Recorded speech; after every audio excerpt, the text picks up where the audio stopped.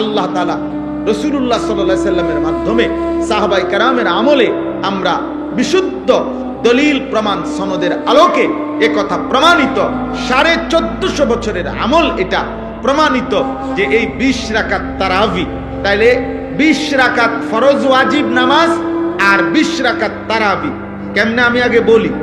1 number হলো ফজরের নামাজের ফরজ 2 রাকাত। কয় রাকাত? জোহরের ফরজ কয় রাকাত? 6 রাকাত। আসরের ফরজ কয় রাকাত? কয় রাকাত? 10। মাগরিবের ফরজ কয় রাকাত? 13 রাকাত। এশার ফরজ কয় রাকাত? কত হইল? 17। বিতিরের ওয়াজিব নামাজ কয় রাকাত? কত হইল? হইল নি 20? একবার বরাবর 20 রাকাত।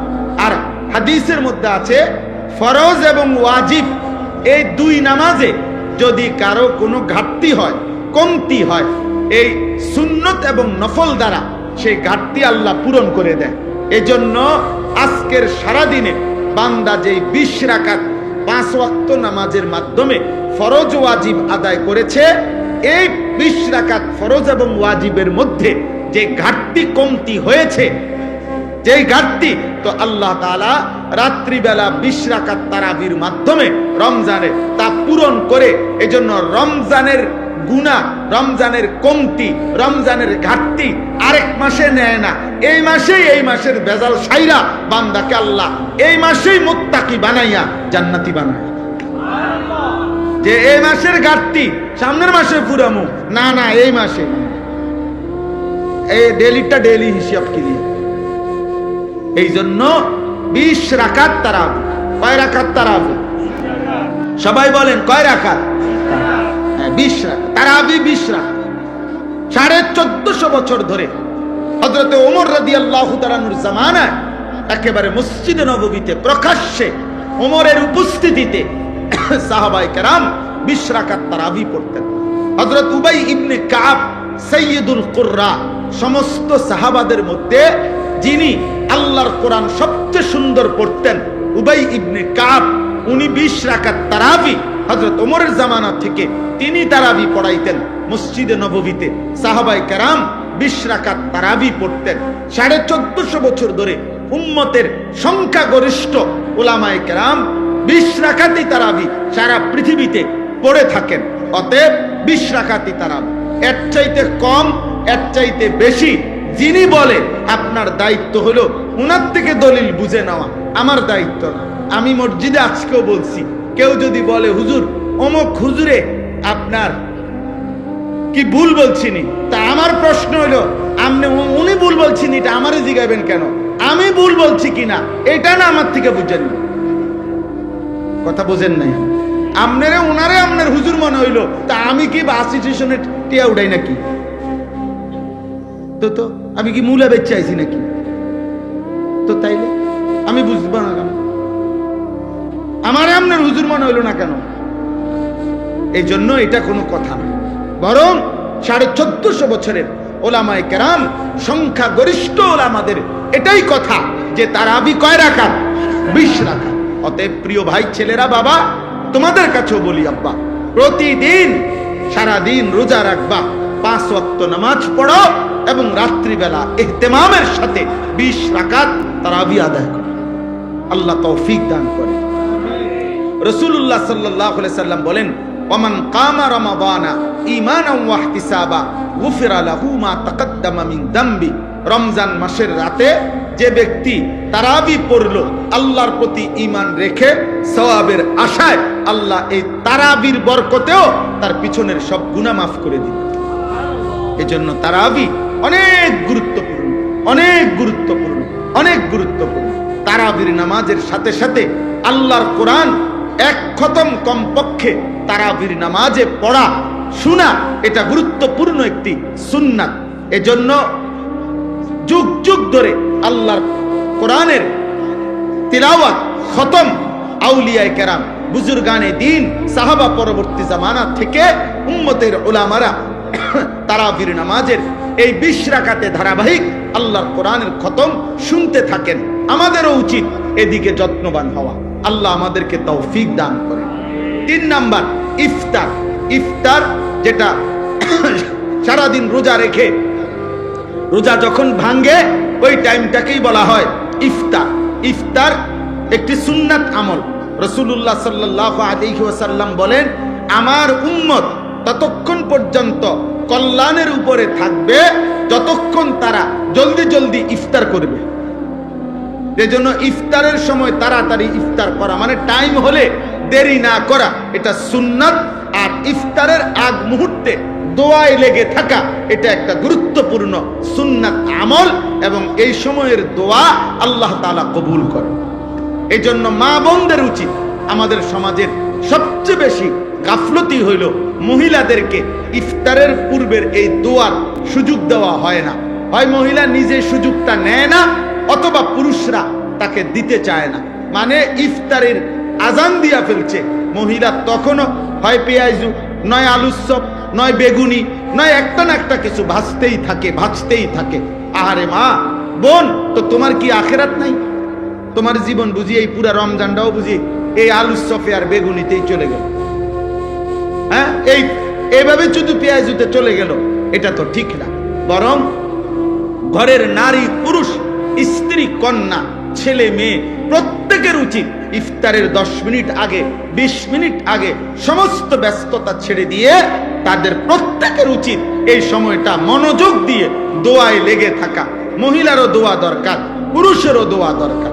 আপনাদের কাছে পুরুষ যারা স্বামী, যাদের স্ত্রী আছে, যাদের কন্যা আছে, যাদের বোন আছে, মা আছে, আপনারা তাদেরকে গুরুত্ব দিয়ে অনুরোধ করবেন যে এই টাইমটা যেন তারা দোয়া করে ইফতারের আগে।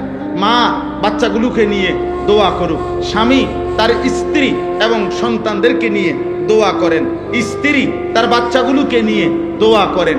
এভাবে ঘরওয়ালারা নিজেরা দোয়ার অভ্যস্ত হন। আল্লাহ তাআলা বান্দার দোয়া ইফতারের পূর্ব মুহূর্তে কবুল করে। 4 নাম্বার, সাহারি, মানে শেষ রাত্রিতে খাবার খাওয়া। রাসূলুল্লাহ সাল্লাল্লাহু আলাইহি সাল্লাম বলেন, ইহুদিরাও রোজা রাখে, আমরা মুসলমানরাও রোজা রাখি, কিন্তু পার্থক্য হলো ইহুদিরা সাহারি খায় না আর আমরা সাহারি খাই। এজন্য সাহারি এটা ঈমান এবং কুফরের একটা চিহ্ন। মানে বেঈমানরা, ইহুদিরা রোজা রেখে কিন্তু সাহারি খায় না, ঈমানদার মুসলমান রোজা রাখে, সাহারি খায়। নবী সাল্লাল্লাহু আলাইহি সাল্লাম বলেন, তোমরা রোজা রমজানে সাহারি খেও, তাসাহহারু, সাহারি খাও। কেন? ফা ইন্না ফিস সাহুরে বারাকা, শুনে নাও যে নিশ্চয়ই সাহারির মধ্যে তোমাদের জন্য বরকত রয়েছে। তাহলে সাহারি শুধু খাবার না, সাহারি একটা ইবাদত। সাহারি একটা কি বলেন না? ইবাদত। ইফতার শুধু খাবার না, ইফতার একটা কি? ইবাদত। তাহলে কয়টা হইল? 4টা, রোজা, তারাবি, ইফতার, সাহারি। আর 5 নাম্বার হলো এতেকাফ। রমজান মাসের শেষ দশকে, শেষ 10 দিন আল্লাহর ঘর মসজিদে এতেকাফ করা। আল্লাহর নবী সাল্লাল্লাহু আলাইহি ওয়াসাল্লাম মদিনার মধ্যে মোট 10 বছর ছিলেন, 10ম বৎসর ইন্তেকাল করছেন। এই জন্য পুরা বছর হিসাবে 9 বছর, আর 10 নাম্বার বছর ইন্তেকাল করেছেন। এই জন্য নবী সাল্লাল্লাহু আলাইহি সাল্লাম মদিনার 9 বৎসরে কোন বছর রমজানের শেষ দশকে মৃত্যু পর্যন্ত তিনি এতেকাফ ছাড়েন নাই। আল্লাহর নবী সাল্লাল্লাহু আলাইহি সাল্লাম প্রত্যেক বছর রমজানের শেষ 10 দিন এতেকাফ করতেন। এর মধ্যে নবীজি সাল্লাল্লাহু আলাইহি সাল্লাম প্রথম বছর পুরা 1 মাস, ওই শার্টওয়ালা ভাই তুমি মোবাইল টিপো না, ওই ছেলে ভাইয়া তুমি বাইরে চলে যাও, ভাই তো হাসো না, ব্যাককলের মতো হাসো কেন? তুমি বাইরে যাও, আব্বা মোবাইল টিপতে তো মানা নাই, বাইরে যাও। আরে ভাইয়া বাইরে গিয়া মোবাইল টিপো, আমি তো তোমার বাধা দিচ্ছি না। জি চলো ভাই। তা এরপরে কি বললাম? এতেকাফ, রমজান মাসের শেষ দশক এতেকাফ করা। রাসূলুল্লাহ সাল্লাল্লাহু আলাইহি সাল্লাম প্রথম বছর এতেকাফ করেছেন পুরা 1 মাস, পুরা রমজান। আর ইন্তেকাল করেছেন যেই বছর, ওই বছর এতেকাফ করেছেন 20 দিন। তাহলে কখনোই তিনি এতেকাফ ছাড়ে নাই, আর বরঞ্চ এক বছর এতেকাফ করছে পুরা 1 মাস, আর শেষ বছর এতেকাফ করছে 20 দিন। তাহলে ছেড়ে দিছে কোন বছর? কোন বছর ছাড়েন নাই কখনো তিনি। এবং আল্লাহ নবী সাল্লাল্লাহু আলাইহি সাল্লামের স্ত্রী আম্মা জান আয়েশা রাদিয়াল্লাহু তাআলা আনহা বলেন যে আল্লাহ নবী মৃত্যু পর্যন্ত এতেকাফ করেছেন, এবং নবীজির পরে নবীজির সকল বিবিগণ উনারাও মৃত্যু পর্যন্ত নবীর স্ত্রীগণ এতেকাফ করেছে। এতেকাফ নবীর বিবিগণও ছাড়েন নাই। তাহলে যেটা এত গুরুত্বপূর্ণ, আমাদের সমাজে এই ব্যাপারে প্রচন্ড পরিমাণ গাফলতি। নবীজি সাল্লাল্লাহু আলাইহি সাল্লামের ভালোবাসার দাবিদার অভাব নাই, কিন্তু আল্লাহর নবী কোনোদিন মৃত্যু পর্যন্ত এতেকাফ ছাড়ে নাই। আপনি আমি কোনোদিন করি নাই, তাহলে নবীর সামনে দাঁড়াইবেন কেমন? তিনি যদি বলে উম্মত আমি কোনোদিন ছাড়লাম না, তুমি কোনোদিন করলা না, তো তুমি আমার লগে মহব্বতের কেমনে মিলল? এই জন্য একজন ইমানদার 2013 সালে আমার শায়েখ আল্লামা মুফতি মুশতাকুন নবী কাসেমি হুজুর আমারে বলছিলেন এই কথাইটা 13 সালে, আজ থেকে প্রায় কত 13 বছর আগে। তখন হুজুর আমারে বলছিলেন মাওলানা নবী কখনো এতেকাফ ছাড়ে নাই, আপনি কখনো এতেকাফ তখন বলছিল করেন নাই, কেমনে বলবেন? নবীজির সামনে কি জবাব দিবেন? সেই দিন থেকে আলহামদুলিল্লাহ আমি গত বছর পর্যন্ত আর কোনোদিন আমার এতেকাফ ছোটে নাই, এবং এবছরও আল্লাহ হায়াত দিলে পূর্ণ নিয়ত আছে। আমরা গত বছরও আমাদের শায়েখ আল্লামা মুফতি মুশতাকুন নবী কাসেমি হুজুরের মাদ্রাসার মসজিদে 5 তলা মসজিদে প্রায় 1150 লোক এক মসজিদে একসাথে এতেকাফ করছে। 1150-এর উপরে হবে। হ্যাঁ, সারা বাংলাদেশ থেকে আল্লাহর বান্দারা প্রতি বছর একসাথে আমাদের সাথীরা আসে এতেকাফ করার জন্য। এই বছর ইনশাআল্লাহ এমন হবে আশা করি, আল্লাহ চাহে। তো ভাই বলতেছিলাম যে এতেকাফ একটি গুরুত্বপূর্ণ আমল। যুবক ভাই তোমরাও চেষ্টা করলে রমজানের শেষ 10 দিন আল্লাহর ঘরে এতেকাফে বসতে পারো।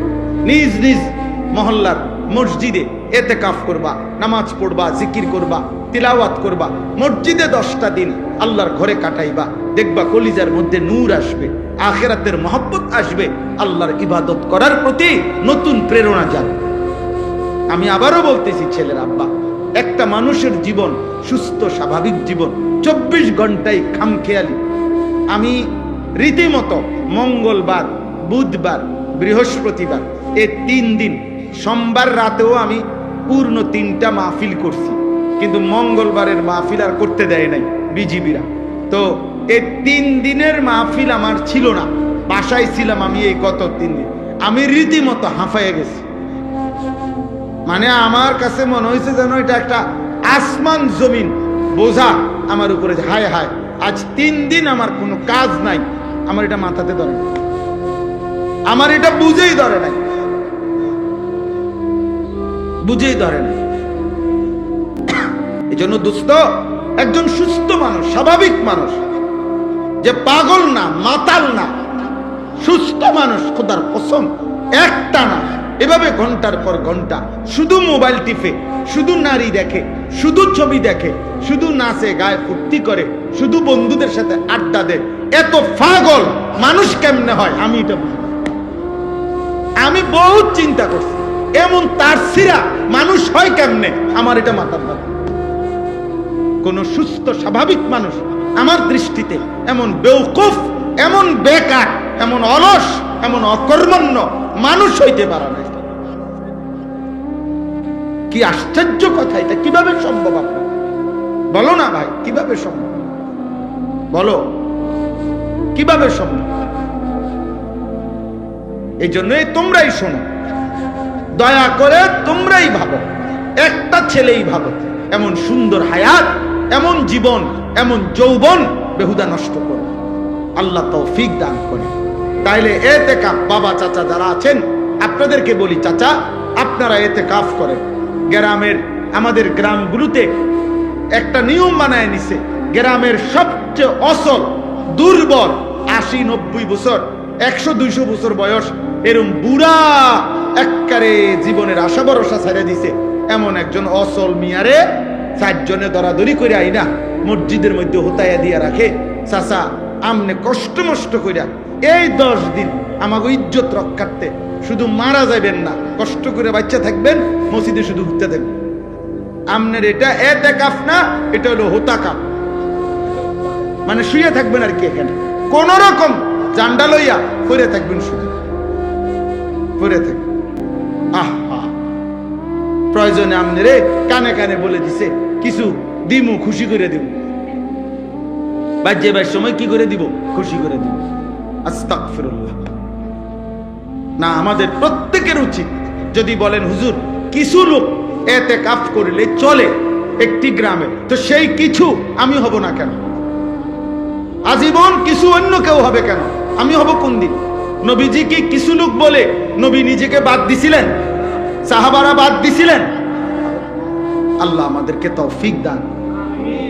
সর্বশেষ কথা হলো শবে কদর। শেষটা কি? শবে কদর।